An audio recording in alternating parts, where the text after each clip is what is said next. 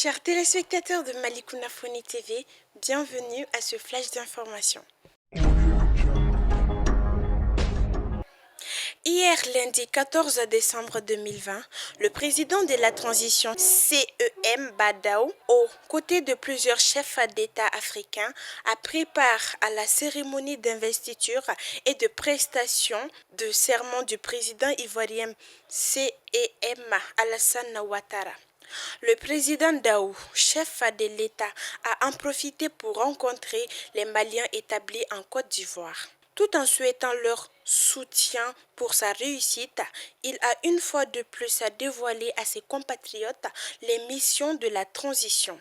Le président Daou a invité les Maliens établis en Côte d'Ivoire au respect des lois du pays d'accueil et insisté sur l'observation des gestes barrières pour contrer la propagation de la COVID-19.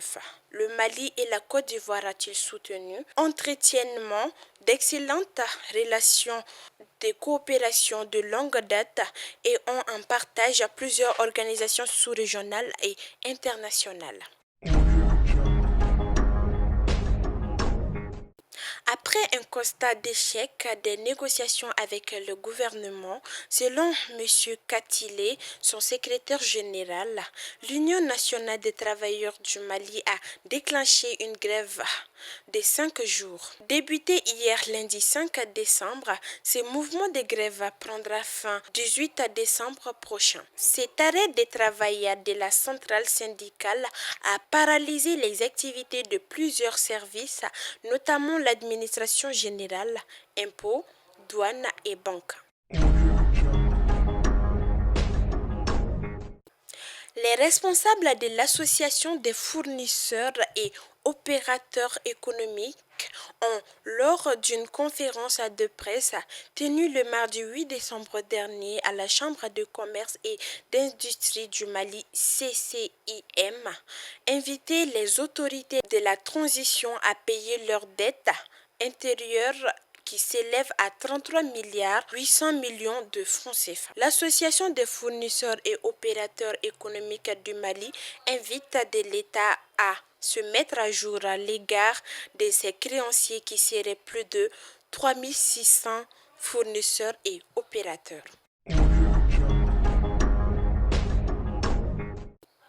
La jeunesse du M5 RFP a rendu une visite à l'imam Mahmoud Dicko à son domicile.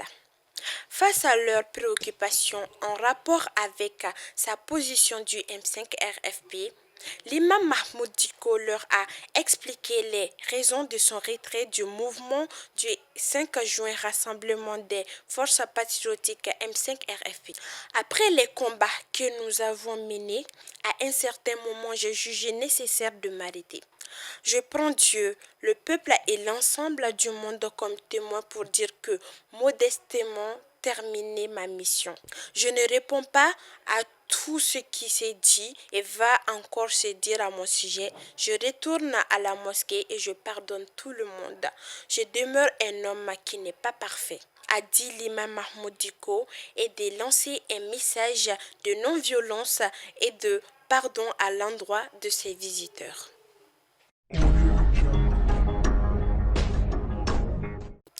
Visite du palais à Nara du vice-président de la transition, le colonel Assimi Goïta, ce lundi 15 décembre 2020, là-bas à Nara qui est un important dispositif de défense dans le secteur du Sahel. Le colonel Assimi Goïta a en profité pour encourager les troupes et leur expliquer les grandes réformes en cours. En effet, a-t-il confié aux troupes de nouvelles acquisitions en matériel et la construction prochaine du camp et sa délégation se sont recueillis sur les tombes de 3 éléments de nos forces armées tombées en 2015 lors d'une attaque contre le camp de Nara. Il a aussi rendu une visite de courtoisie au chef des villages de Nara qui a fait des bénédictions pour le retour rapide à la normale.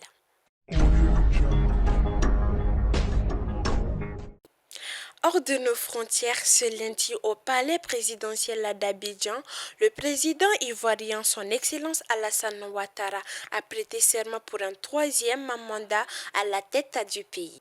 La cérémonie s'est déroulée en présence de plusieurs chefs d'État et de gouvernement africains. Le président français s'est fait représenter par son ministre des Affaires étrangères, Jean-Yves Le Drian, qui avait à ses côtés l'ancien président Nicolas Sarkozy, était présent également. Dans son exposé réagissant à la question du troisième mandat, le président du Conseil constitutionnel, Mamadou Koné, dira que quand le Conseil constitutionnel déclare qu'un mandat est équilibre, il est équilibre.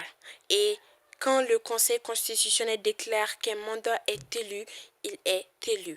Le président Ouattara a promis la création d'un ministère de la réconciliation nationale. Ce département ministériel, a-t-il expliqué, aura pour mission de faire une évaluation des actions pour objectif le renforcement de la cohésion sociale et de la réconciliation des filles et des fils de notre chère Côte d'Ivoire.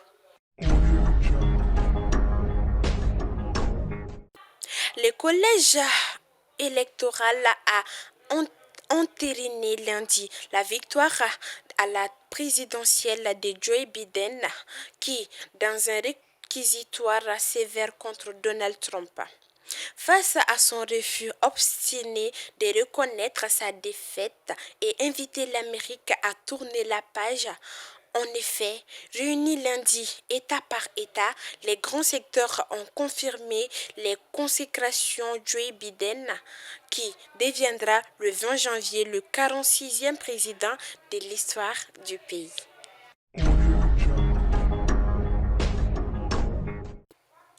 C'est la fin de ce flash d'information qui vous a été présenté par mademoiselle Djeneba Ismaël Niaré.